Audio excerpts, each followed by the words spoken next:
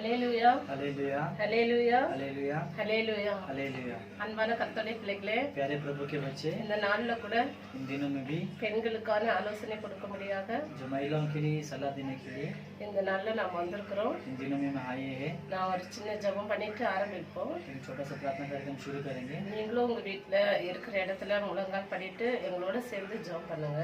आप भी आपके घर पे जिस स्थान में है उस स्थान में घुटने टेकर आप हमारे साथ मिलकर प्रार्थना करेंगे।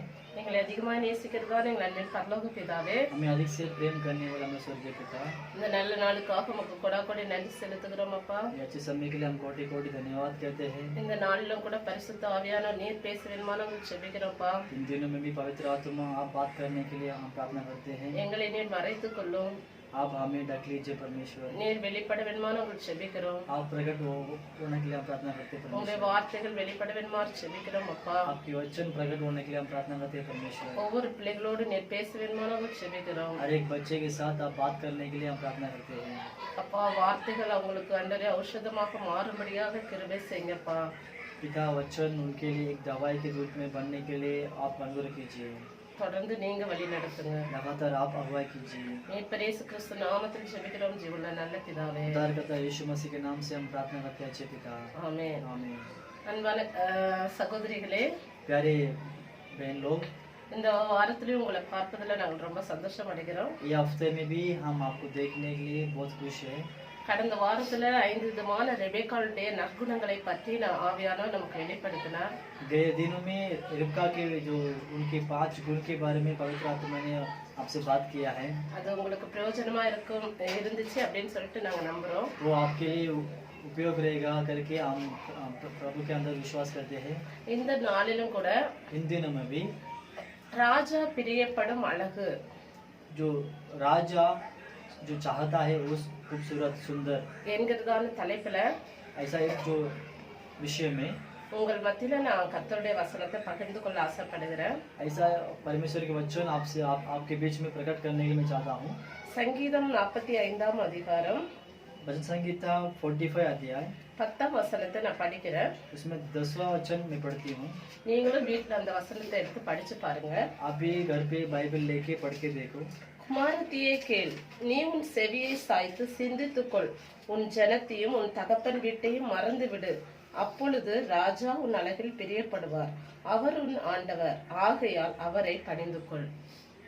हे राजकुमारी सुन और कान लगाकर ध्यान दे, अपने लोगों और अपने पिता के घर को भूल जा, और राजा तेरे रूप की चाह करेगा, क्योंकि वह तो तेरा प्रभु है, तू उसे दंडवत कर। இங்க கர்த்தருடைய ஆவியானவர் இங்க சொல்லுகிற வார்த்தை என்னன்னா, पवित्र आत्मा यहाँ पर कहने वाला वचन क्या है? நாம நம்முடைய தகப்பன் வீட்டை மறந்து விடணுமா. हम हमारे जो पिता के घर को भूलना है, அப்பொழுதுதான் ராஜா நம்மள என்ன பண்ணுவாரா, பிரியப்படுவாரா. तभी ये राजा हमारे ऊपर छागत रखेगा। இப்போ ஒரு புதுசா கல்யாணம் ஆன பொண்ணுக்கு अभी एक नया शादी हुआ एक लड़की को அப்போ உடனே அவங்களுடைய தகப்பன் வீட்டை மறந்து விடுறது ரொம்ப கஷ்டமா இருக்கும். तुरंत उनके पिता के घर भूलना बहुत कठिन होता है, ஏன்னா அவங்க குடும்பத்தோட, அவங்க அண்ணன் தம்பிங்க கூட, அப்பா அம்மா கூட அவங்க சந்தோஷமா வாழ்ந்திருப்பாங்க. क्योंकि उनके परिवार के साथ, उनके भाई बहन के साथ, उनके माता पिता के साथ एकदम बहुत खुशी से जीवन बिताता था। ஆனா அதுக்கப்புறம் ஒரு திடீர்னு ஒரு புதுசா ஒருத்தர் கூட ஜாயின் ஆகும்போது, அப்புறம் தூரத்துல அவங்க கிட்ட போகும்போது இவங்களை சீக்கிரமா மறந்து விடணும்னா அது அவங்களால முடியாத காரியம். अचानक एक दूसरा जो एक नया एक रिश्तेदार आकर जो उनके साथ मिलने के लिए, बात करने के लिए, वहाँ पर रहने के लिए, ऐसा होने के लिए बहुत कठिन होता है। அப்புறம் கொஞ்ச நாட்கள் கடந்த பிறகு और थोड़े दिन बीतने के बाद இவங்களுக்கு குழந்தைகள் பிறப்பாங்க. और इन्हें बच्चे पैदा होते हैं, அப்புறம் இவங்களுக்குன்னு ஒரு குடும்பம் இருப்பாங்க. और इनके लिए एक परिवार होता है। இவங்களுடைய மாமனார், மாமியார், கொழுந்தனார், இப்படி ஒரு ஃபேமிலி இவங்களுக்குள்ள இருப்பாங்க. और उनके लिए एक सास ससुर और जो भाई के छोटा भाई वो सब रहते हैं। அப்போ அவங்கள பார்த்து பார்த்து தன்னுடைய குடும்பத்தை மறந்துடுவாங்க. वो सब ये सब देखे उनके परिवार को भूल जाते हैं। ஆனா கர்த்தர் என்ன இங்க சொல்றாருன்னா, लेकिन प्रभु यहाँ पर क्या कहता है? தகப்பன் வீட்டை மறந்து விடணுமா. पिता के घर को भूल जाना है। ஆனா சில பேர் பாருங்களேன், அவங்க என்னதான் அவங்களுக்குன்னு ஒரு குடும்பம் இருந்தாலும் कुछ लोग देखो कितना भी उनको परिवार है, उनके लिए परिवार रहेगा तो भी அவங்க அப்பா அம்மாவை குடும்பத்தை விட்டு அவங்களால வர முடியாது. उनकी माता पिता को उन परिवार को छोड़ के नहीं आ सकता है। அதனால சில பேர் என்ன பண்ணுவாங்க, அவங்க அப்பா அம்மா கூடயே போய் இருந்துருவாங்க. इसलिए कुछ लोग क्या करते हैं, उनके माता पिता के साथ जाकर रहते हैं। ஆனா இங்க ஆவிக்குரிய அர்த்தத்தை குறித்து நம்ம பார்ப்போம். लेकिन यहाँ पर आत्मिक के बारे में हम देखने वाले हैं। நம்ம ரட்சிக்கப்படுறதுக்கு முன்னாடி हम उद्धार पाने से पहले நம்ம உலகத்தோட ஒன்றி போய் இருப்போம். हम संसार के साथ एक था। உலகத்தின் காரியங்களை நம்ம செஞ்சுட்டு இருப்போம். संसार के कार्य में हम करते थे। நம்ம சினிமாவுக்கு போவோம். हम सिनेमा पिक्चर देखने जाते हैं। அப்போ பாய்ஸா இருந்தா என்ன பண்ணுவாங்க, பீடி சிகரெட் இதெல்லாம் ஊதுவாங்க. और पुरुष लोग क्या करते हैं, बीड़ी सिगरेट सब पीते हैं। அப்புறம் கேர்ள்ஸா இருந்தா கெட்ட வார்த்தையெல்லாம் பேசுவாங்க, கெட்ட வழியில எல்லாம் நடப்பாங்க. और बहन लोग क्या, जो स्त्री लोग क्या करते हैं, बुरा शब्द कहते हैं, गाली देते हैं, कुछ गलत गलत काम करते हैं। ஆனா நம்ம கிறிஸ்துக்குள்ள வந்த பிறகு लेकिन हम मसीह के अंदर आने के बाद ஒரு புதிய மனுஷங்களா புதிய மனுஷியா நம்ம மாறிடுவோம். एक नए मनुष्य के साथ, एक नए जो इंसान के साथ हम बदल जाते हैं। அப்போ இந்த வசனத்தை நம்ம இந்த வசனங்களை பைபிள்ல உள்ள வசனங்களை நம்ம படிக்க படிக்க जो हम बाइबल के वचन हम पढ़ते पढ़ते நம்முடைய எல்லா காரியங்களும் ஒரு புதியவைகளா மாறிடும். हमारे सारे कार्य एक नया रूप में बदल जाता है। நம்ம என்னென்ன பாவங்கள் உலகத்துல செஞ்சுட்டு இருந்தோமோ हम जो कोई पाप हम संसार में करते थे, அதெல்லாம் நமக்கு ஆண்டவர் நம்மளை விட்டு நீக்கி போடுவாரு. वो सब परमेश्वर हमसे दूर करेगा। நம்ம இன்னும் அந்த பாவத்திலே இருப்போம்னு சொன்னா यदि हम उस पाप में अभी भी हम रहेगा तो அப்போ அதுதான் நம்முடைய தகப்பன் வீடு, நம்ம இன்னும் மறக்கலன்னு அர்த்தம். इसीलिए वो कहता है हम अपने पिता के घर अभी तक नहीं बोला है। அப்ப நம்ம இன்னும் உலகத்திலே நம்ம வாழ்ந்தோம்னா और अभी हम और भी हम संसार के साथ जिएंगे तो நம்ம இன்னும் ஆண்டவருடைய வீட்டுக்குள்ள நம்ம பிரவேசிக்க முடியாதுன்னு அர்த்தம். और भी इसके बाद परमेश्वर के घर पे हम प्रवेश नहीं कर सकते। அப்ப நம்ம உலகத்தை மறந்து வாழ்ந்தாதான் इसलिए हम संसार को भूल कर जिएंगे तो भी இயேசு கிறிஸ்துவாகிய ராஜா நம்ம மேல பிரியமா இருப்பாராம். यीशु मसीह यीशु जो राजा है हमारे ऊपर चाहत रखेंगे। அப்ப பாருங்களேன், சில பேர் குடும்ப வாழ்க்கையில அவங்க வரும்போது कुछ लोग उनके परिवार के जीवन आते समय நிறைய கஷ்டங்கள் துன்பங்கள் அவங்களுக்கு வரும்போது बहुत सारे कष्ट दुख आते समय அவங்க என்ன பண்ணிடுவாங்கன்னா அவங்க வீட்டை விட்டு போயிடுவாங்க. वो लोग क्या करते हैं, उनके घर को छोड़कर चला बाहर जाता है। அப்ப பிள்ளைங்க இருந்தா பிள்ளைங்களையும் கூட்டிட்டு போவாங்க, சில பேர் விட்டுட்டே போயிடுவாங்க. यदि बच्चे रहेगा तो बच्चों को भी साथ लेके जाते हैं। कुछ लोग क्या करते हैं, छोड़ के भी जाते हैं। அப்போ அப்போ இவங்க என்ன பண்ணுவாங்க, மறந்து போன தகப்பன் வீட்டை அவங்களால விட முடியாது. இங்க கஷ்டம் என்ன பண்றாங்க, அங்க ஓடி போயிடுறாங்க. ये लोग क्या करते हैं, यहाँ पर कष्ट होते ही जो उनके पिता के घर का बिना बोलकर वहाँ पर जाते हैं। ஆனா நம்ம மறுபடியும் எங்கதான் வந்தாகணும், திரும்ப நம்முடைய குடும்பத்துக்குள்ள நம்ம வந்தாகணும். लेकिन फिर भी हम वापस किधर आना पड़ेगा, हमारे घर पे आना पड़ेगा। நம்ம அதை மறந்து போயிடுறோம். हम क्या उसे भूल जाते हैं। அப்போ நம்ம நம்முடைய நம்ம விட்டு தகப்பன் வீட்டுக்கு போகும்போது हम छोड़ के आया उस पिता के घर पे जाते समय நம்ம கணவருக்கும் நமக்கு ஒரு பிரிவினை உண்டாகும். और पति और पत्नी के अंदर एक अलगपन होगा। நம்ம அந்த கஷ்டத்தை தாங்கி நம்ம வீட்டே இருக்கும்போது उस कष्ट को हम सह कर उस घर पे हम रहेगा तो ஒரு 2 நாள் 3 நாள் பேசலைனா கூட एक या 2 दिन बात नहीं करेगा तो भी நம்ம ஜெபம் பண்ணும்போது हम प्रार्थना करते समय நம்முடைய கணவரே நம்ம கிட்ட பேசுவாரு। हम पत्नी अपने साथ आके कुछ बात करेगा। ஆனா நம்ம அதையெல்லாம் விட்டுட்டு தகப்பன் வீட்ல போய் உட்காரும்போது वो सब छोड़ के हम पिता के घर पे जाके बैठेगा तो அவங்களுக்கு இன்னும் அதிகமா கோபம் வரும்। उनको क्या हो जाएगा, और ज्यादा गुस्सा हो जाएगा, இன்னும் எரிச்சல் வரும், और जलन हो जाएगा। அப்ப என்ன பண்ணுவாங்க, நமக்குள்ள ஒரு பிரிவினை உண்டாகும்। इसीलिए हमारे अंदर क्या होता है, एक अलगपन हो जाएगा। பாருங்களேன், நிறைய பேர் 1 மாசம் 2 மாசம் 1 வருஷம் கூட அங்க இருப்பாங்க। कुछ लोग देखो 1 महीना 2 महीना 1 साल भी वहाँ पर रहते हैं। அப்போ அம்மா வீட்ல கொஞ்சம் பேர் நமக்கு சாதகமா பேசுவாங்க, माँ के घर में हमारे साथ बात करने वाले लोग रहेंगे। இங்க இவங்களோட ஹஸ்பண்டோட அம்மா அப்பா இவங்க ஹஸ்பண்டுக்கு சாதகமா பேசுவாங்க। और पति के जो घर पे रहने वाले, उनके जो साथ रहने वाले, उनके साथ बात करते हैं। அப்போ தேவன் உண்டாக்குனதான ஒரு நல்ல குடும்பம், जो परमेश्वर जो बनाया है अच्छा परिवार, அங்க பிரிஞ்சு போயிடுறதுக்கு ஒரு சூழ்நிலை மாறிடுது। वहाँ पर अलग होने के लिए एक परिस्थिति होता है।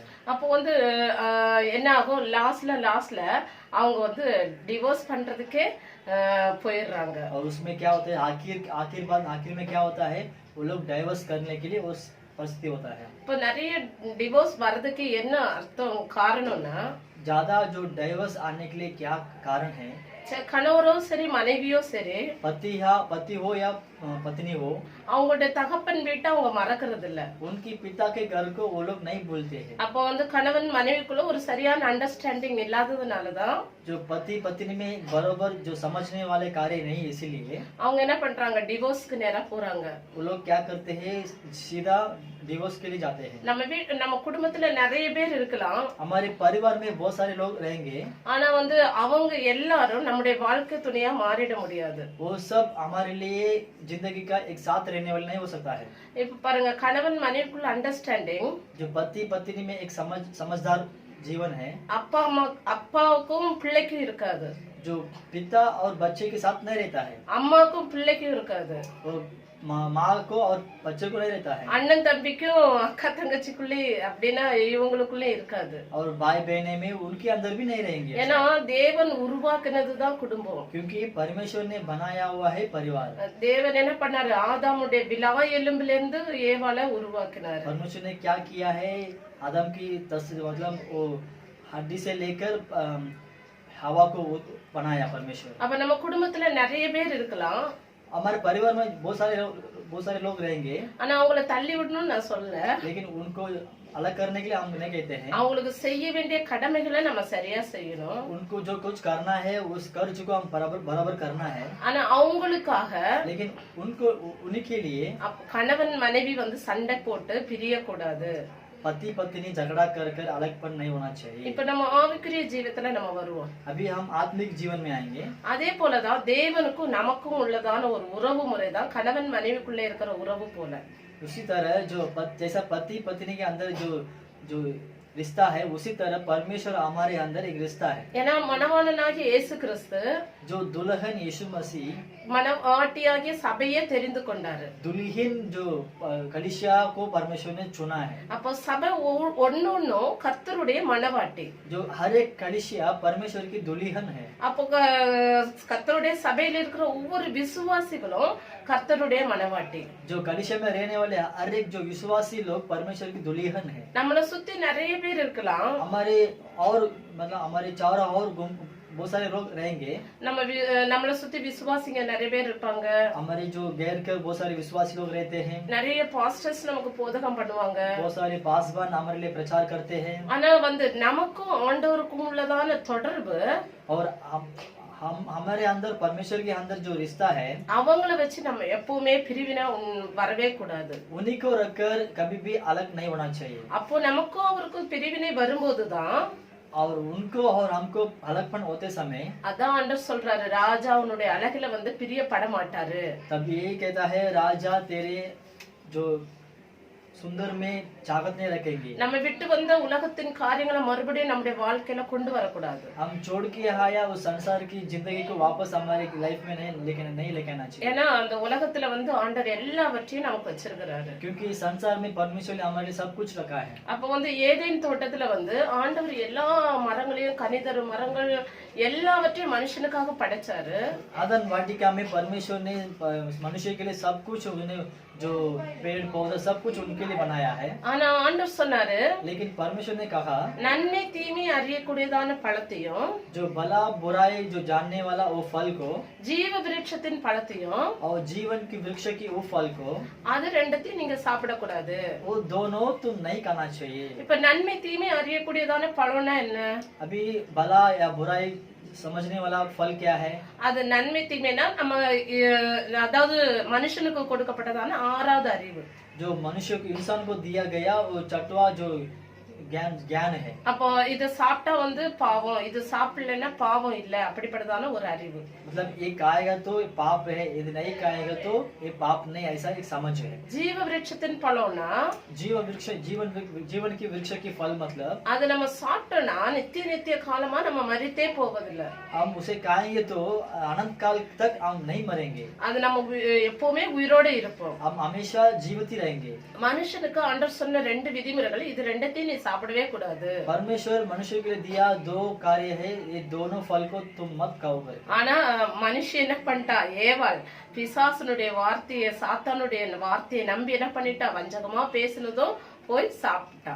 लेकिन स्त्री ने, हवा ने क्या कर दिया, परमेश्वर ने अलग किया उस फल को, जो शैतान ने उसको जो बरमाया उसे उसे उसे हवा ने क्या किया, वो फल को जाके खाने लगा। பெண்கள் தான் எல்லாத்துலயும் சீக்கிரமா எல்லாம் நல்லவைகளையும் செய்வாங்க, கெட்டவங்களையும் அவங்க தான் ஃபாஸ்டா செய்வாங்க. स्त्री लोग ज्यादा ज्यादा क्या करते हैं, अच्छा काम भी करते हैं और बुरा काम भी करते हैं। ஏன்னா வேதத்துல ஒரு வார்த்தை இருக்குது, क्योंकि बाइबल में एक वचन है, பெண்கள் வந்து பலவீன பாண்டமா, स्त्री लोग जो लिखा हुआ है, स्त्री लोग कमजोर पात्र है। வந்து அவங்களுக்கு வந்து அப்படின்னா எல்லாத்துலயும் ஒரு எமோஷன் இருக்கும், क्योंकि उनको सब कार्य में इमोशन रहता है। அது இது நல்லதா கெட்டதான்னு சொல்லிட்டு ஒரு நிதானிச்சு பாக்குறதான பொறுமை இருக்காது। ये अच्छा है कि बुरा है कि ऐसा समझ के सोचने वाले कार्य नहीं रहते उनको। நம்ம செய்யறதா கரெக்ட் அப்படின்னு சொல்லிட்டு நம்ம நினைச்சுப்போம்। वो लोग सोचेंगे हम जो करते हैं वही सही है करके वो लोग सोचते हैं। ஆனா பெண்களாகிய நமக்கு ரொம்ப பொறுமை ரொம்ப ரொம்ப முக்கியம்। लेकिन बहन लोग हमें क्या करना है, जो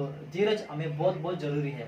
சரி, எதுக்காக சொல்ல வந்தேன்னா இந்த உலகத்தின் காரியங்கள், मैं किसके लिए बोलता हूँ, इस संसार के कार्य है। இந்த உலகத்துல நல்லவைகளையும் ஆண்டவர் வச்சிருக்கிறாரு, கெட்டவைகளையும் வச்சிருக்கிறாரு। इस संसार में परमेश्वर भला भी रखा है, बुरा भी रखा है। அதை எதை பெற்றுக்கொள்றதான அறிவையும் நமக்கு கொடுத்திருக்கிறாரு। और उसमें क्या हम पाना है करके हम परमेश्वर हमें समझ भी रखा है। பாருங்க, எல்லா விலங்குகளை விட மேலானவர்களாக நம்மள படைச்சிருக்கிறாரு। देखो, सभी जानवर से बढ़कर एकदम उत्तम स्थान में परमेश्वर हमें बनाया है।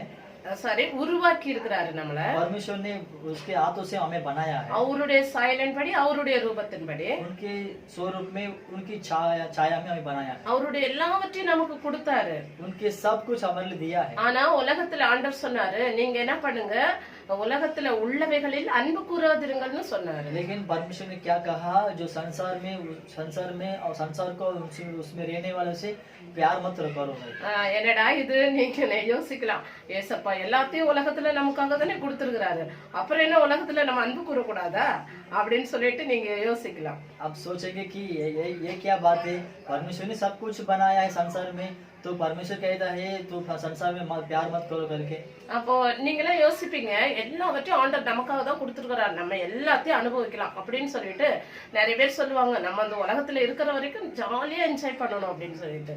कुछ लोग हम सोचते हैं कि परमेश्वर ने सब कुछ बनाया है हमारे लिए, हम क्या करेंगे, सब कुछ अनुभव करेंगे, उसे देखेंगे और एंजॉय करेंगे करके वो लोग कुछ लोग रहते हैं। அதுதான் இங்க வேதத்துக்கு புறம்பானது, वही बाइबल के लिए विरोध है। இப்போ உலகத்துல வந்து எல்லாவற்றையும் ஆண்டவர் கொடுத்திருந்தாலும், जो संसार में सब कुछ परमेश्वर दिया तो भी, ஆனால் நமக்கு ஒரு சில காரியங்களை எப்படி நம்ம அனுபவிக்கணும், எதை அனுபவிக்க கூடாது என்கிறதான விதிமுறைகளே ஆண்டவர் கொடுத்திருக்கிறாரு। और उसमें हम कैसे क्या लेना है, कैसे चलना है करके परमेश्वर ने एक आज्ञा दिया है हमें। அப்போதான் ராஜா நம்முடைய அழகுல பிரியப்படுவாராம்। तभी राजा हमारी सुंदरता में चाहत रखेंगे। எப்படிப்பட்ட அழகுனா, कैसा सुंदरता, ரட்சிப்பு என்கிறதான அழகு, उद्धार का सुंदरता, பரிசுத்தம் என்கிறதான அழகு நமக்குள்ள வேண்டும்। पवित्रता की सुंदरता हमें चाहिए। அங்க பாருங்களேன், 9ஆம் வசனத்துல நம்ம படிக்கும்போது, उसमें 9वां वचन में पढ़ते समय, உமது நாயகிகளுக்குள்ளே அரசரின் குமார்த்திகளும் உண்டு, ராஜஸ்திரி ஒப்பீரின் தங்கம் அணிந்தவளாய் உமது வலது பாரிசத்தில் நிற்கிறாள்। तेरी प्रतिष्ठित स्त्रियों में राजकुमारियां भी है, तेरी दाहिने और पटरानी ओपीर के कुंदन से विभूषित कड़ी है। அப்ப பாருங்களேன், ஒரு ரூம் அப்படின்னா ஒரு மணவாட்டி எப்படி அலங்கரிக்கப்படுறாளாம்। देखो, एक दुल्हन कैसा उनकी सजावट करते हैं, நல்ல அணிகலன்களை போட்டு, अच्छा दाहिने पहनकर, நல்ல ஒரு என்ன நல்ல பட்டால உடுத்தப்பட்டதான ஆடை அணிந்து, एक जो ओपीर के गुंदन से बना हुआ उस कपड़ा से उनसे सजावट करके, அப்புறம் மணவாட்டின்னு பாக்குறதுக்கு இவங்க தான் மணவாட்டி அப்படின்னு சொல்ற மாதிரி ஒரு தோற்றம் காணப்படும்। दुल्हन ऐसा कहेंगे तो यही दुल्हन ऐसा देखने के लिए, कहने के लिए ऐसा सजावट करते हैं। ஆனா இப்ப நம்ம கல்யாண வீட்டுக்கெல்லாம் போனோம்னா, यदि आजकल हम शादी के घर में जाएगा तो யாரு மணவாட்டி, யாரு அத கல்யாணத்தை பார்க்க வந்தவங்கனே தெரியாது। कौन दुल्हन और कौन शादी देखने वाले आए करके समझ में नहीं आएगा। எல்லாருமே என்ன பண்ணுவாங்க, மணவாட்டி மாதிரியே வந்து ஆயத்தம் பண்ணிருப்பாங்க। सब लोग क्या करते हैं, दुल्हन के सामान सब मेकअप करके आते हैं। ஆனா இது சபைகளுக்காக ஆண்டவர் சொல்றாரு। लेकिन एक कलीसिया के लिए खास करके प्रभु कहता है, ஒப்பீரின் தங்கம்னா அது பியூர் கோல்டுன்னு சொல்லுவாங்க। ओपीर के कुंदन मतलब वो एकदम शुद्ध सोना है। ஒப்பீரின் தங்கத்துக்கு இன்னொரு அர்த்தமும் இருக்குது। ओपीर के कुंदन के एक और अर्थ है, ரீஜன், ரீஜன் மீன்ஸ் ஆளுகை செய்வது. वो रीजन मतलब अधिकार करना. இப்ப நம்மளை எதுக்காக ஆண்டவர் தெரிந்து கொண்டார்னா நம்மள அதிகாரம் செய்யும்படியாக தெரிந்து கொண்டாரு. परमेश्वर हमें किसके लिए चुना है? हम अधिकार करने के लिए परमेश्वर हमें चुना है. அப்போ பாருங்களேன், ஏதேன் தோட்டத்துல ஆண்டவர் வந்து இது எல்லாத்தையும் படைச்சிட்டு மனுஷனுக்கு சொன்ன காரிய முதல் வார்த்தை என்ன தெரியுமா? देखो, परमेश्वर आदन वाटिका में सब कुछ बनाकर मनुष्य के लिए परमेश्वर ने कहा हुआ पहला शब्द क्या है पता है? நீ இது எல்லாத்தையும் ஆண்டு கொள்வாயாகன்னு சொன்னாரு. परमेश्वर ने कहा ये सब कुछ तू क्या करेगा? प्रभुता करेगा करके. அப்ப ஆண்டு கொள்வாய்னா அவருடைய பிள்ளைகளா நம்ம இருக்கிறோம். जो प्रभुता मतलब क्या होता है? हम उनके बच्चे हैं. அப்போ அவருடைய அதிகாரத்தை நம்ம பெற்றவர்களாக இருக்கிறோம். और उनके अधिकार को हम पाए हुए हैं. நம்ம வந்து இப்போ வந்து நம்ம நினைக்கிறோம் சாத்தானுக்கு நிறைய பேர் பயப்படுவாங்க. हम सोचते हैं शैतान को बहुत सारे लोग डरते हैं. சாத்தான் வந்து நம்முடைய காலின் கீழே. शैतान हमारे पाँव के नीचे है. ஏன் வைங்க? क्योंकि கர்த்தருடைய எல்லா அதிகாரத்தை பெற்றவர்கள் தான் நாம. परमेश्वर की प्रभु की सारे जो सामर्थ्य को पाया हुआ व्यक्ति हम हैं. இந்த தங்கத்துக்கு ஒரு தங்கம்னா மேல்புறமான அலங்கரிப்பை பத்தி இங்க சொல்லப்படல. जो सोने मतलब सोने जो बाहर से दिखाने वाले सजावट को मैं नहीं यहाँ पर नहीं कहता है. கோல்டு மீன்ஸ் ஒரு மகிமை, கர்த்தருடைய மகிமையை குறிக்குது. जो सोना मतलब परमेश्वर की महिमा को दर्शाता है. பாருங்க, மனவாட்டியாகிய சபை ஆண்டவரோடு எடுத்துக்கொள்ளப்படும் போது देखो, दुल्हन जो कलीसिया परमेश्वर के साथ लेते समय அவருடைய மகிமையை தரித்தவளாக காணப்படணுமா. उनकी महिमा को पहना हुआ सामान देखना पड़ेगा. அதுக்கப்புறம் கீழே பாத்தீங்கன்னா அவ வந்து என்ன பண்ணுவானா, பாதரட்சை அணிந்து அவள் வந்து என்ன உள்ளான இந்த கீழே போய் இதெல்லாம் நீங்க படிச்சு பாத்தீங்கன்னா உள்ளாக பூரண மகிமை உள்ளவன் சொல்லிட்டு போட்டிருக்கு. இங்க பாத்தீங்கன்னா 13ஆம் வசனத்துல இருக்கு. 13 वचन में लिखा है, ராஜகுமாரத்தி உள்ளாக பூரண மகிமை உள்ளவள்.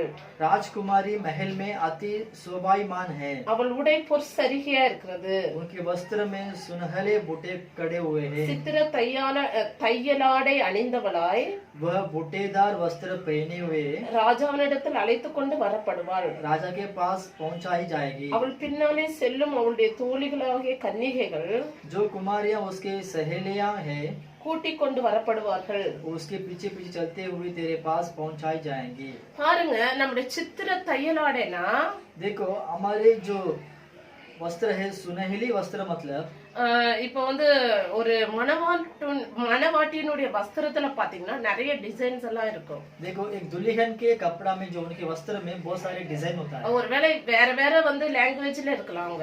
हो सकता है अलग अलग भाषा में हो सकता है. ஃபாரின் காரங்க பாருங்க ஒயிட் போட்டா கூட அவங்க ஒரு டிஃபரெண்டான ஒரு அலங்கரிப்பு வச்சிருப்பாங்க.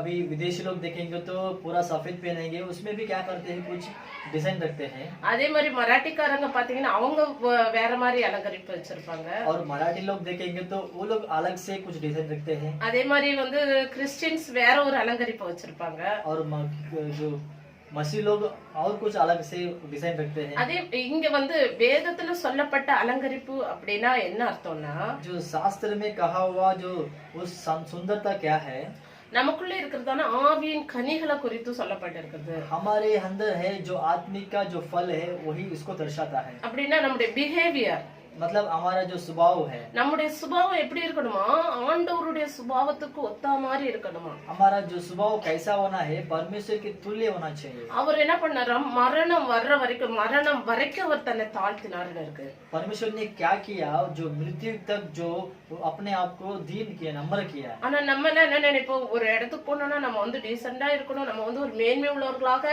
காணப்படணும்னு சொல்லிட்டு நம்மள அலங்கரிப்போம். हम क्या करते हैं, ऐसी कुछ जगह में जाने तो हम क्या करते हैं, एकदम डिसेंट रहना है, एकदम मतलब सीधा रहना है, अच्छा रहना करके शुद्ध से रहना है करके हम सोचते हैं. அப்போ ஆனா கர்த்தருடைய அலங்கரிப்பு எப்படிப்பட்டதா இருக்கணுமா, தாழ்மையினால நம்மள அலங்கரிக்கணுமா. लेकिन परमेश्वर की सजावट कैसा होता है, नम्र से हम सजावट होना चाहिए. அப்புறம் அன்பினால நம்மள அலங்கரிக்கணுமா. और प्यार से प्रेम से सजावट होना चाहिए. அப்படின்னா எல்லாரும் ஏற்றுக்கொள்கிறதான இருதயம், मतलब सबको स्वीकार करने वाला हृदय. அன்புன்னா என்ன தெரியுங்களா, प्यार का मतलब समझते हो आप? நிறைய பேர் சொல்லுவாங்க அன்பு அன்பு, ஏசப்பா நம்ம மேல அன்பு கூர்ந்தார். सब लोग कहते हैं प्यार प्यार, यीशु पिता ने हमसे प्यार किया है, सबके सबसे प्यार किया। இப்ப பாருங்க மதர் தெரேசா கூட அவங்க வந்து நிறைய வந்து ஜனங்களிடத்துல அன்பா இருந்தாங்க. देखो मदर तेरेसा भी बहुत सारे लोगों के पास प्यार एकदम प्यार में थे वो। அப்ப வந்து அவங்க என்ன பண்ணாங்க, தங்களுடைய வாழ்க்கையே அந்த ஜனங்களுக்காக அர்ப்பணம் பண்ணாங்க. उन लोग वो मदर तेरेसा ने क्या किया, उनकी जिंदगी को दूसरे लोगों के लिए अर्पण किया है। அப்ப குஷ்ட ரோகிகளை அவங்க கையில தொட்டு அவங்களுக்கு என்ன பண்ணுவாங்க, அவங்கள வந்து அரவணைப்பாங்களாம். कोड़ी लोग को क्या करते हैं, वो माँ मतलब उसे गले लगाकर उसे अपनाती थी।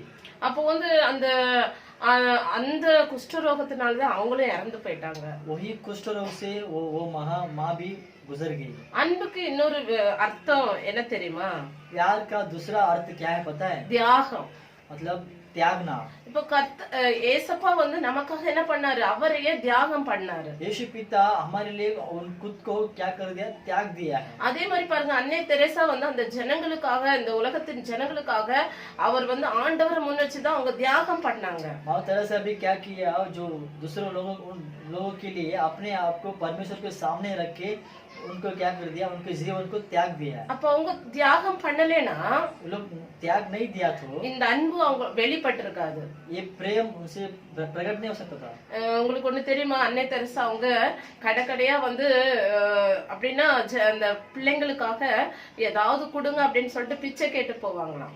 माँ तेरेसा क्या करती थी, हर जो दुकान में जाकर जो हाथ उठाकर बच्चे के लिए कुछ दे दो करके भीख मांगती थी। நிறைய பேர் என்ன பண்ணுவாங்களாம், அவங்க மடி பிச்சை இப்படி வந்து அவங்களோட ட்ரெஸ் எடுத்து ஒரு பேக் மாதிரி பண்ணி அதுல கேட்கும் போது எச்ச துப்புவாங்களாம். कुछ लोग क्या करते हैं, माँ अपनी जो बैग को निकाल के उठा के भीख मांगते समय कुछ लोग क्या करते हैं, उसमें थूकते हैं।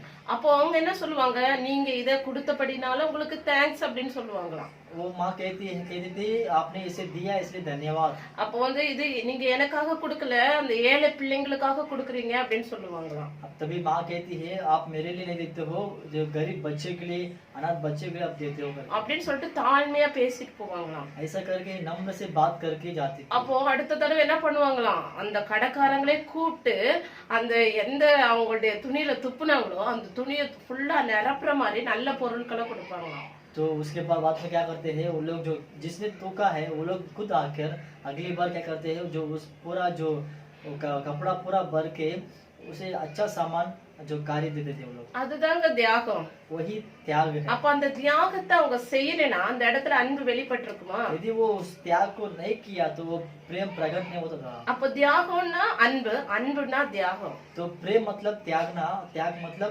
प्रेम है। ஏசப்பா கூட நமக்காக தியாகம் பண்ணலைன்னா அவர் வந்து சிலுவையில மரித்திருக்க முடியுமா? यीशु पिता भी हमारे लिए अपने आप को त्याग नहीं दिया तो वो क्रूस पे नहीं मरता था। பிதா வந்து அவரை ஒப்பு கொடுத்தாரு.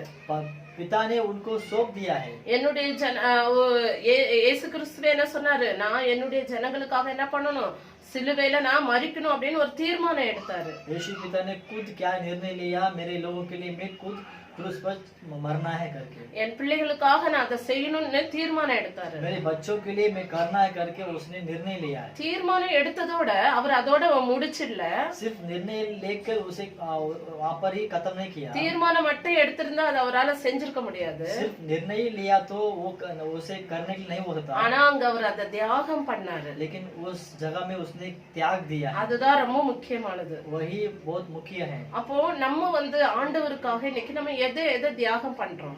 आज हम परमेश्वर के लिए क्या क्या त्यागते हैं। அப்போ வந்து நம்ம தியாகம் பண்றதுதான் அன்பு. हम जो कुछ त्याग करते हैं वही प्रेम है। அப்போ நம்மிடத்துல அவர் அதிக அன்பு செலுத்துறாரு, நமக்காக தியாகம் பண்ணிருக்கிறாரு. वो हमारे पास ज्यादा प्रेम किया, इसे त्याग दिया है। ஆனா நம்ம வந்து எதையுமே அவருக்காக தியாகம் பண்ணவே மாட்டோம். लेकिन हम उसके लिए कुछ भी हम त्याग नहीं करते हैं। நம்ம ஒரே வார்த்தையில சொல்லிடுவோம், हम एक ही शब्द में कहते हैं, ஏன் அவர் நமக்கு எல்லாமே செஞ்சு முடிச்சிட்டாரு. वो परमेश्वर हमारे सब कुछ कर दिया है। அவர் நமக்கு அன்பா இருக்கிறாரு, वो हमारे लिए प्रेमी है, நம்ம கூட இருக்கிறாரு, हमारे साथ है। அது போதும், நம்ம அவருக்கு இன்னும் எதுவுமே செய்ய தேவையில்லை அப்படின்னு वो சொல்லுவோம். वही बस है, हम उसके लिए कुछ करने की जरूरत नहीं है। ஆனா நம்ம கிட்ட அவர் எதிர்பார்க்கிறாரு. लेकिन वो हमसे हमारे अंदर वो चाहत करता है। அதுதான் சித்திர தையா லாடை அப்படின்னு சொல்லிட்டு சொல்லிருக்கு இங்க. वही सुनहरे वस्त्र करके यहाँ पर लिखा है। அப்போ வந்து நமக்குள்ள இருக்கிறதான அநேக காரியங்களை நம்ம வந்து தியாகம் பண்ணணும் ஆண்டவருக்காக.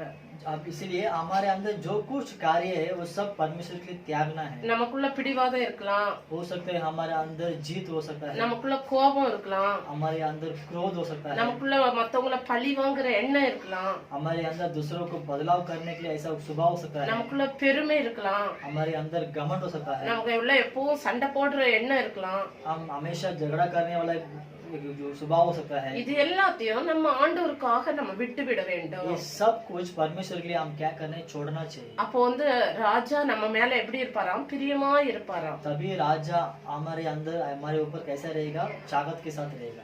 இங்க ஜெனிசிஸ்ல பாத்தீங்கன்னா ஆதியாகமம் 10ஆம் அதிகாரம் 29ஆம் வசனத்தை நீங்க வீட்டுல படிச்சு பாருங்க. उत्पत्ति 10वां अध्याय उसमें 16 वचन पढ़ के देखो घर पे। அங்க சேலாவுடைய வம்சத்துல அப்படின்னா நோவாவுடைய பையன் பேரு இல்ல யாப்பேத், அதுல வந்து சேமோட வம்சத்துல வந்தவன் பேர் ஒருத்தனுடைய பேரு ஒப்பீர். जो देखो वहाँ पर जो नोआ के जो संतान में एक जो सेला के वंशावली में ओपीर करके एक जो वंशावली आती है। இப்ப வந்து நம்ம 4 விதமான நதிகள் பிரிந்து ஏதேன் தோட்டத்துல பாய்ந்தது.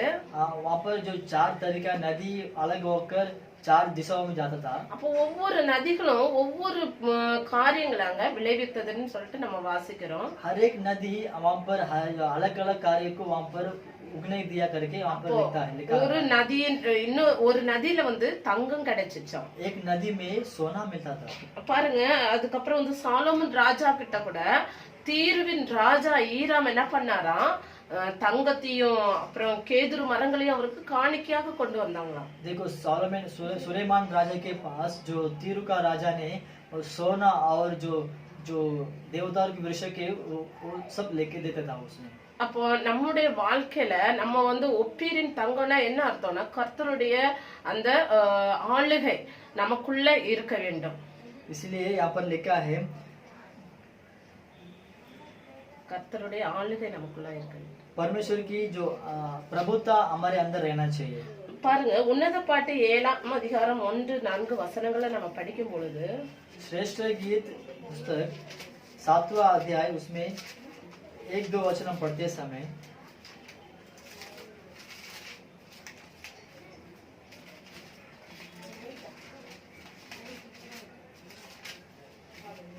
அங்க 1ஆம் வசனத்தை நான் படிக்கிறேன். ராஜகுமாரத்தியே, பாதரட்சைகளிட்ட உன் பாதங்கள் மிகவும் அழகாய் இருக்கிறது.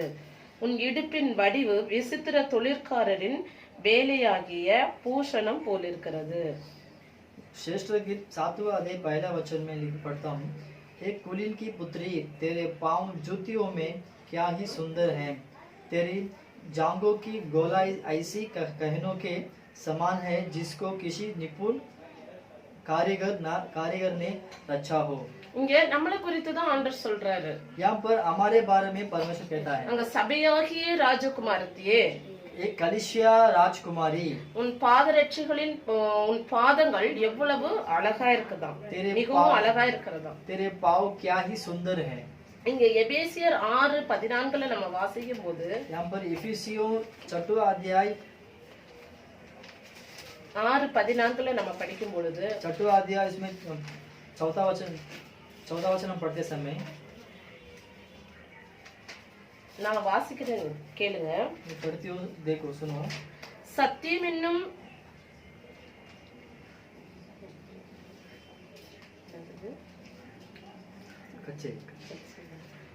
சத்தியம் என்னும் கச்சையை உங்கள் அருகில் கட்டினவர்களாயும் நீதி என்னும் மார்க்கவசத்தை தரித்தவர்களாயும், அது கீழே பாத்தீங்கன்னா சமாதானத்தின் சுவிசேஷத்திற்குரிய ஆயத்தம் என்னும் பாதரட்சைகளே கால்களில் தொடுத்தவர்களாயும். इसीलिए सत्य से अपने कमर कसकर और धार्मिकता की जिलम पहनकर और पावों में मेल के सुसमाचार की तैयारी के जूते पहनकर। अब பாருங்க, இங்க சொல்லப்பட்டிருக்கிறது ஆயத்தம் என்னும் பாதரட்சை. इसलिए यहाँ पर लिखा है जो तैयार की एक जूते, சமாதானத்தின் சுவிசேஷத்திற்குரிய ஆயத்தமா, शांति की सुसमाचार की तैयार। அப்ப பாருங்க, இது எல்லாமே ஆவிக்குரிய விதமா இது இந்த மறைபொருட்கள் எல்லாம் இதுலக்குள்ள மறைந்து இருக்கிறது. देखो ये सब आत्मिक रूप में वो सब इस चीज सब छुपा हुआ है। பாதரட்சைனா என்ன அர்த்தம்? जो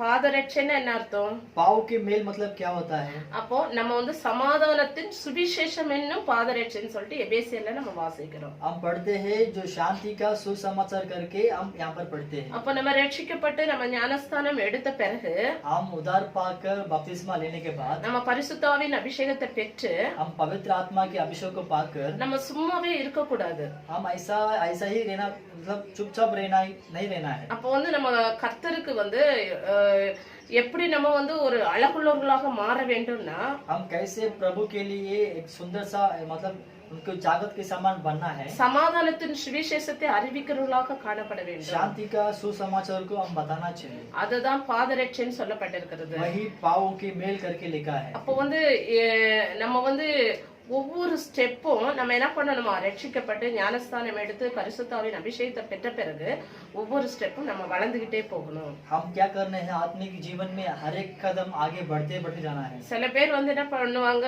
ரட்சிக்கப்பட்டு ஞானஸ்தானம் எடுத்து பரிசுத்தாவின் அபிஷேகத்தை பெற்ற பிறகும் பின்வாங்கி போயிடுவாங்க. कुछ लोग क्या करते हैं उद्धार पाकर आते हैं, बपतिस्मा लेते हैं, पवित्र आत्मा के अभिषेक ही पाते हैं और क्या करते थोड़े दिन में पीछे हट जाते हैं। மறந்து போன தன்னுடைய தகப்பன் வீட்டுக்கு போயிடுவாங்க. भूल गया उस उनके पिता के घर पर वापस लौट के जाते हैं। அப்போ ராஜா அதுல என்ன பண்ண மாட்டாராம், பிரியப்பட மாட்டாரு. तो राजा उसमें क्या नहीं करते हैं, प्रिय नहीं करते हैं। பின்வாங்குறதுன்னா என்ன அர்த்தம், நம்ம உடனே அப்படியே கிறிஸ்தவத்தை விட்டு விலகி போறதுன்னு அர்த்தம் இல்ல. जो पीछे मुड़ना मतलब वो उसका ये मतलब समझो कि हम प्रभु को छोड़ के जाते हैं। நம்ம வேத வசனத்தை படிக்கிறது இல்ல, हम बाइबल के वचन को नहीं पढ़ते हैं, ஜெபம் பண்றது இல்ல, प्रार्थना नहीं करते हैं, எப்பவும் வேலை வேலை வேலை வேலை. हमेशा काम काम काम करते हैं। நம்ம ஆண்டவரோட பேசுறது இல்ல. हम प्रभु के साथ बात नहीं करते हैं। அப்ப பாருங்க, நிறைய பேர் ஹஸ்பண்ட் எல்லாம் என்ன நினைப்பாங்க, மனைவி எல்லாம் நம்ம கிட்ட பேசணும், மனைவிமார்கள் என்ன நினைப்பாங்க, ஹஸ்பண்ட் எல்லாம் நம்ம கிட்ட பேசணும்னு சொல்லிட்டு காத்திருப்பாங்கல்ல.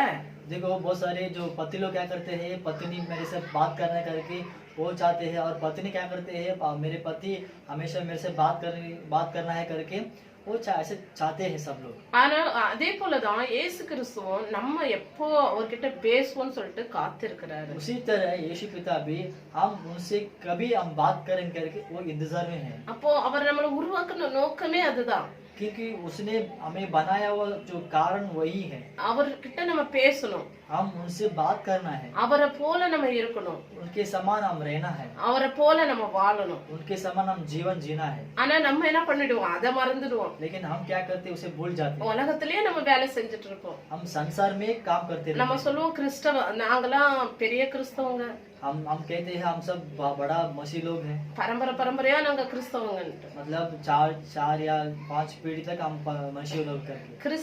கிறிஸ்தவர்கள்னு சொன்னா என்ன அர்த்தம் தெரியுமா? मसीह का मतलब क्या, मसीह लोग का मतलब क्या समझते हो? கிறிஸ்துவை உடையவர்கள் தான் கிறிஸ்தவர்களாம். जो मसीह को पहना हुआ वही लोग है मसीह लोग। அப்ப கிறிஸ்துவை கூட வச்சிருக்காதவங்க என்ன பேருன்னு தெரியல.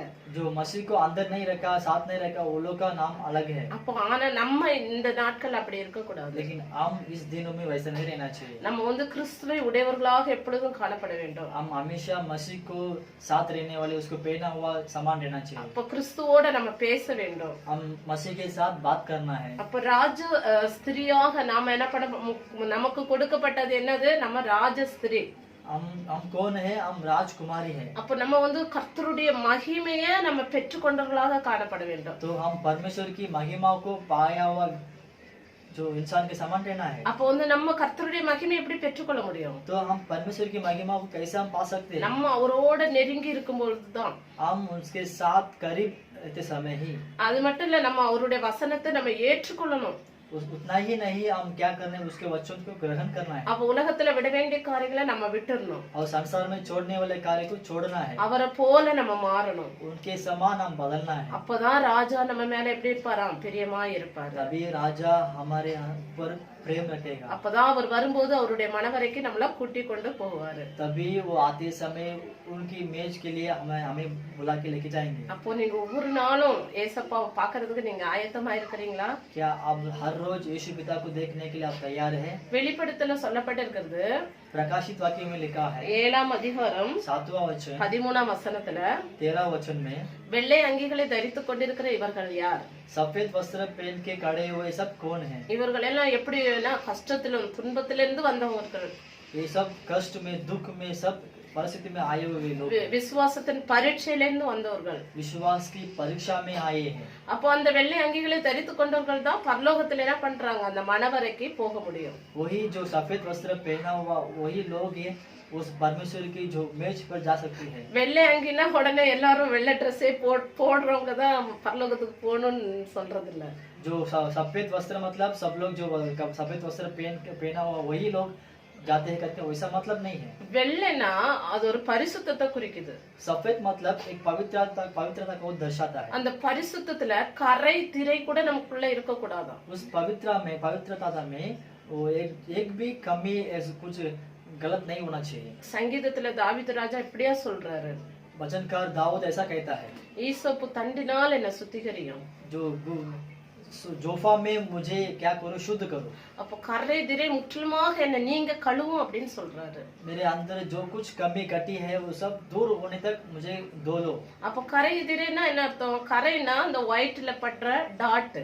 जो कमी कटी मतलब क्या होता है, जो सफेद कपड़े में जो एकदम जो एक निशान पड़ती है जो गंदगी वही है। அப்புறம் நம்ம வந்து இந்த ஆலா போட்டு நல்லா நம்ம அந்த துணியை நம்ம துவைச்ச பிறகும் ஒயிட் கலர்ல அந்த டாட் பட்டது ஒரு திரை மாதிரி லைட்டா தெரியும் பாருங்க, அதான் திரை. अब कितने भी उस कपड़े में आला डालकर उसे धोया तो भी उसमें ऐसा छोटा सा एक जो पर्दा के समान दिखता है। அப்போ நம்ம என்ன பண்ணணும், அந்த கரையும் எடுத்து போடணும், திரையும் எடுத்து போடணும். तो इसीलिए हम क्या करना है, उस कमी और इस गड्डी को क्या करना है, पर्दा को भी निकाल के फेंकना है। அப்போ வந்து நம்ம வந்து ஆண்டவருக்கு பிரியப்படுகிறதான ஒரு வாழ்க்கை வாழ்ந்து கொண்டிருக்கிறோமா? क्या हम परमेश्वर की प्रिय जीवन हम जीते हैं? அப்ப நம்ம உலகத்தை மறந்து நம்ம ஆண்டவருடைய அன்புக்குள்ள கடந்து வந்துட்டோமா? क्या हम संसार को भूलकर परमेश्वर की प्रेम में हम आए हैं क्या? ஏன்னா ஆண்டவருடைய வருகை எப்போ வருதுன்னே சொல்ல முடியாது. क्योंकि प्रभु परमेश्वर के आगमन कब आएंगे हमें पता नहीं है। திருடன் போல அவர் வர போறாரு. चोर के समान वो आएगा। அவர் ராத்திரி வரலாம், பகல்ல வரலாம், எப்ப வேணாலும் வரலாம். रात हो या दोपहर हो, कभी भी हो सकते हैं, वो आ सकता है। அவரு நம்மள பார்க்கிற, அவரோட நம்ம சேர்த்து கொள்ளுகிறதான பரிசுத்தம் நமக்கு இருந்தா மட்டும்தான் நம்ம அவரோட போக முடியும். हम उनके साथ मिलने वाला उस पवित्रता हमारे अंदर रहेगा तो भी हम उसके साथ जा सकते हैं। சரி, நீங்க வந்து உங்களே நீங்களே பரிசோதித்து பார்ப்போம், நம்மளே பரிசோதித்து பார்ப்போம். हम अपने आप को जांच कर देखेंगे। நானும் சரி நீங்களும் சரி எல்லாருமே நம்ம என்ன பண்ணணும், ஒவ்வொரு நாளும் நம்மளை பரிசோதித்து பார்த்து நம்ம ஆண்டவருக்குள்ள பிரியமுள்ள ஒரு பரிசுத்த வாழ்க்கை வாழ வேண்டும். आप या मैं हो, जो कुछ कोई भी हो, हम क्या करना है, हर दिन हमारे अपने आप को जांच कर पवित्रता के जीवन में हम आगे बढ़ना चाहिए। வெள்ளை அங்கியை தரித்து கொண்டு வெள்ளை குருத்தாமுலை பிடித்து ஆர்ப்பரிப்பார் பிதாவின் முன்பு ஆட்டுக்குட்டிக்கு மகிமை என்று வெள்ளை அங்கியை தரித்து கொண்டு வெள்ளை குருத்தாமுலை பிடித்து ஆர்ப்பரிப்பார் பிதாவின் முன்பு ஆட்டுக்குட்டிக்கே மகிமை என்று அழகாய் நிற்கும் யார் இவர்கள், திரளாய் நிற்கும் யார் இவர்கள், சேனை தலைவராம் இயேசுவின் போர்க்களத்தில் அழகாய் நிற்கும் யார் இவர்கள், சேனை தலைவராம் இயேசுவின் போர்க்களத்தில் அழகாய் நிற்கும் யார் இவர்கள். அப்போ வெள்ளை அங்கி தரித்து கொண்டு இருக்கிற இந்த அழகான எல்லாரும் யாரு தெரியுமா? ये सफेद वस्त्र पहनकर खड़े हुए सब कौन है पता है? கர்த்தருடைய மணவாட்டி, परमेश्वर प्रभु की दुल्हन है। அப்போ மணவாட்டியாக நம்ம மாறணும்னா दुल्हन के समान हम बनना है तो அப்போ கரை திரை முற்றும் நீங்கின பரிசுத்தம் உள்ளவர்களாக நம்ம மாற வேண்டும். जो कमी घटी दूर हुआ ऐसा पवित्रता में हम भरना चाहिए। அப்போ நம்ம விட்டுட்டு வந்த தகப்பன் குடும்பத்தை மறந்துடணும். हम छोड़ के आया हुआ पिता के घर को बोलना चाहिए। உலகத்தின் காரியங்களை நம்ம மறந்துடணும். संसार के कार्य को बोलना चाहिए। நம்ம ஆண்டவருக்காக நேரம் கொடுக்கணும். हम परमेश्वर के लिए समय बिताना चाहिए। அவருடைய பாதபடியில நம்ம அமர்ந்து இருக்கணும். उनके चरणों में हम बैठना चाहिए। அப்போ அவருடைய மகிமை நமக்குள்ளாக விளங்க பண்ணுவாரு. तभी उनकी महिमा को हमारे अंदर प्रकट करेगा। நம்முடைய நற்குணங்களாகிய சித்திர தையலாடை நம்ம அணிந்தவர்களாக இருக்கணும். हमारा जो अच्छा गुण भरा हुआ जो वस्त्र हम पहनना होना चाहिए அப்போ ஆயத்தம் என்னும் பாதரட்சியை நம்ம பெற்றுக்கணும், சுவிசேஷத்தை அறிவிக்கிறவர்களாக நம்ம மாறணும். और तैयार की जूते पहनकर सुसमाचार को हम फैलना चाहिए. நம்ம எப்பொழுதுமே ஆண்டவருக்கு கனி கொடுக்கிற ஒரு அனுபவம் இருக்கணும். हम हमेशा परमेश्वर की फल देने वाला एक अनुभव होना चाहिए. அப்பொழுதுதான் ராஜா நம்ம மேல பிரியமா இருப்பார். तभी राजा हमारे ऊपर प्रिय रहेगा. நானும் நீங்களும் ஆயத்தப்பட வேண்டும் என்று நம்ம ஆண்டவருக்குள்ள நம்ம வாஞ்சிப்போம். आप और हम परमेश्वर के अंदर हमेशा तैयार हो रहेंगे करके हम स्वागत करेंगे. அதற்காக நம்ம ஆண்டவரிடத்துல கிருபைகளை கேட்போம்.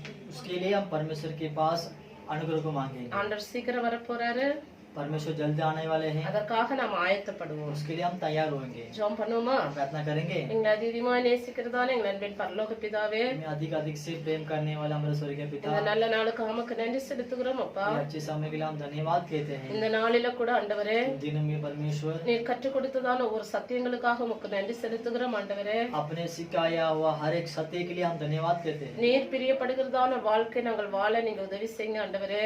आप प्रिय करते हैं उस जीवन हम जीने के लिए आप अनुग्रह कीजिए. நாங்கள் பரிசுத்தமுள்ளவர்களாக, हम पवित्रता के साथ, நாங்கள் மனவாட்டிகளாக உம்முடைய சமூகத்தில் எப்பொழுதும் காத்திருக்க கிருபை தாங்க ஆண்டவரே. हम दुल्हन के समान आपके चरणों में हमेशा तैयार में रहने के लिए आप इंतजार कीजिए. ஏனென்றால் நீர் எப்பொழுது வருவீர் என்பதை நாங்கள் அறியோம் ஆண்டவரே. क्योंकि आप कभी आएंगे करके हम नहीं जानते. ஒவ்வொரு நாளும் ஒவ்வொரு நொடி பொழுதும் அதற்காக எங்களை நீர் ஆயத்தப்படுத்துவேன் நாங்கள் செபிக்கிறோம். हर एक दिन हर एक क्षण में हर एक पल में हम उसके लिए तैयार होने के लिए आपने अनुग्रह कीजिए.